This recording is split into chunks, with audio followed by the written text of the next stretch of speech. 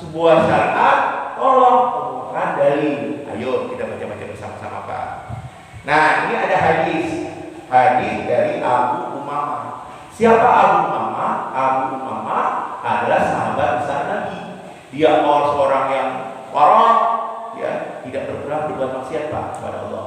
Kemudian yang kedua, dia juga ahli sedekah, ya, memberikan hartanya juga kepada orang lain.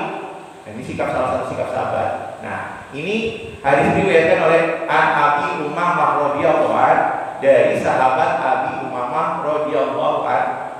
Qala, dia berkata, siapa? Abu Umamah.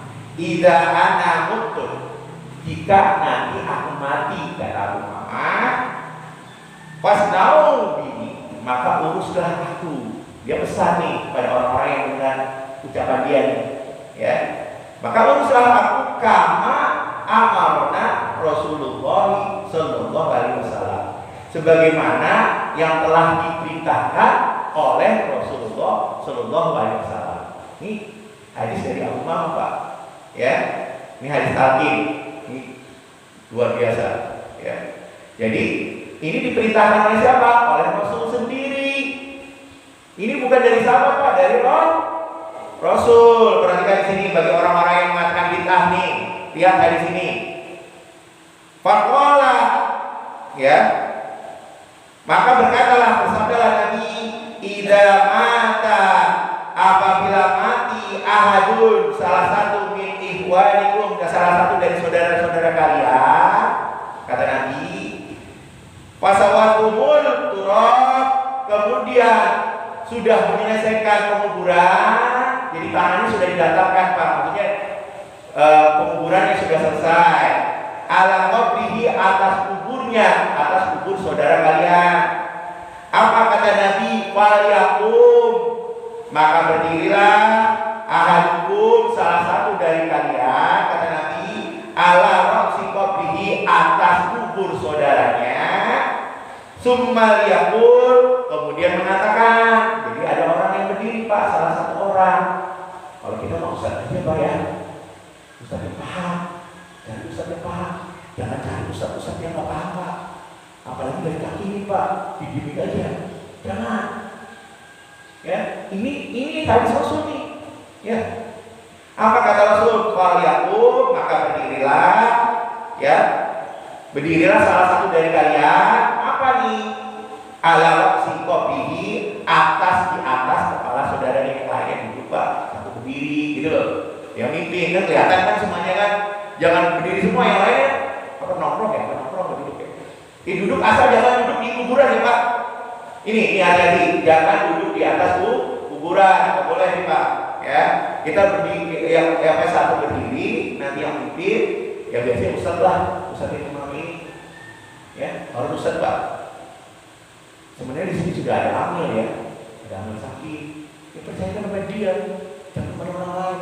Apalagi dia yang bukan, nggak pernah melakukan talqin mayit, pahamnya beda lagi. Aduh janganlah.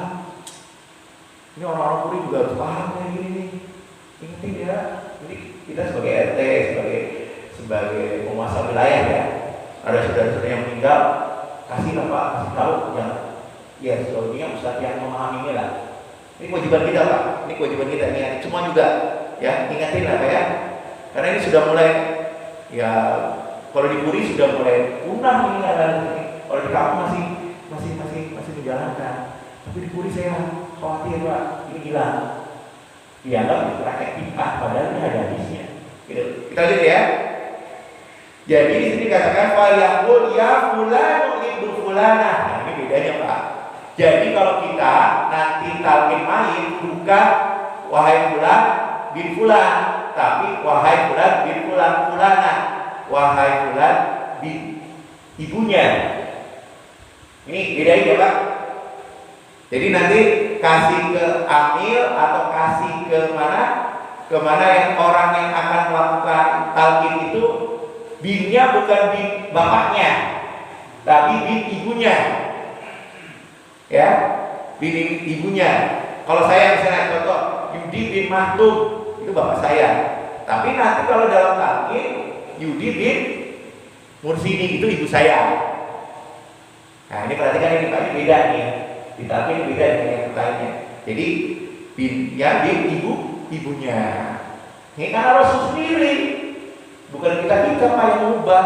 Ini Rasul sendiri berdasarkan hadis Abu Umamah. Nah, jadi ya fulan ibnu fulana fa innahu, maka sesungguhnya dia yang di alam kubur itu kata Rasul, yasma'u, dia mendengar Pak ucapan itu Pak.